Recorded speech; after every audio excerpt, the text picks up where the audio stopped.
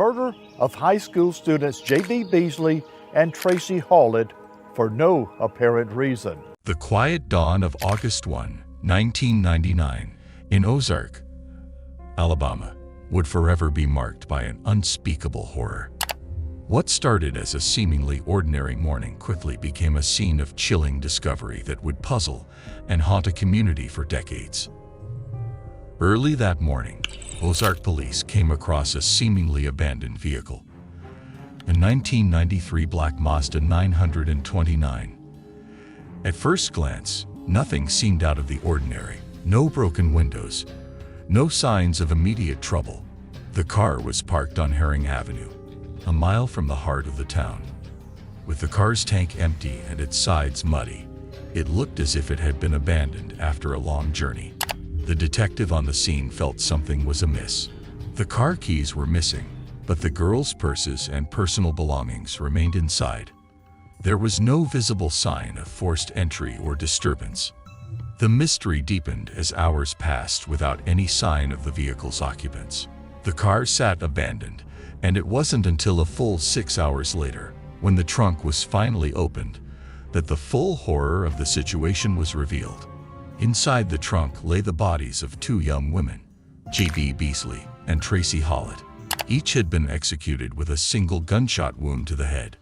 The discovery was horrific, a scene of unimaginable brutality and cold-blooded murder. J.B. Beasley, born on July 31, 1982, was a vibrant and spirited young woman. Growing up in Dothan, Alabama, J.B. was known for her boundless energy and creativity.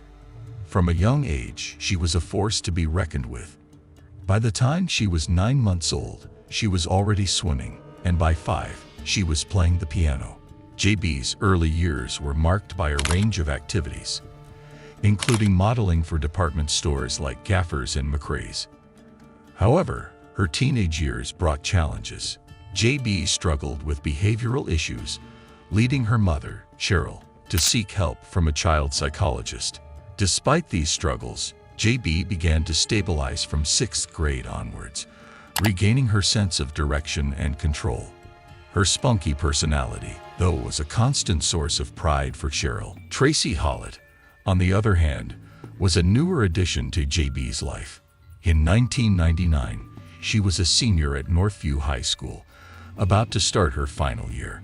Though she and J.B. had not known each other for long, they quickly became inseparable. Tracy, described as J.B.'s follower, was enthusiastic and full of life, complementing J.B.'s energetic personality. On the evening of July 31, 1999, J.B. and Tracy embarked on what was supposed to be a fun outing. J.B. drove her black Mazda 929, and the two girls headed towards Headland, a nearby town just 10 miles away. The occasion was J.B.'s 17th birthday, and they were excited to attend a party at their friend Jenna's place. However, their plans took an unexpected turn when they became lost. They arrived in Headland, and realizing they were running out of time, stopped at a local gas station for directions. Tracy had a curfew of 11:30 p.m., and as the clock ticked closer to midnight, the pressure mounted. After receiving directions from a local resident, Marilyn Merritt, they attempted to find their way back. Tracy called her mother, Carol Roberts, to let her know they were lost but heading home. Carol's last conversation with her daughter was filled with reassurance that they would be back soon. Midnight came and went, followed by 1 a.m. with no sign of J.B. and Tracy. Carol, exhausted from work as a nurse, fell asleep without realizing her daughter was still missing. When she woke up at 5 a.m. and found Tracy still not home, panic set in. Tracy was known for her responsibility and punctuality. Her absence was completely out of character. Carol immediately contacted the Dothan Police Department, reporting her daughter and J.B. as missing. As the search commenced, Dothan and Ozark police began their investigations. The abandoned Mazda was a key piece of evidence. Although the car seemed to have been left in a hurry, its empty tank and muddy exterior suggested a rushed departure. There were no obvious signs of struggle. The detective's instincts told him something was off. Why would the girls leave their purses behind, but take the car keys? It was a puzzling clue that would later prove crucial. The trunk of the Mazda, when finally opened, revealed the bodies of JB and Tracy. Both girls were found dressed but covered in mud, a sign of a brutal encounter.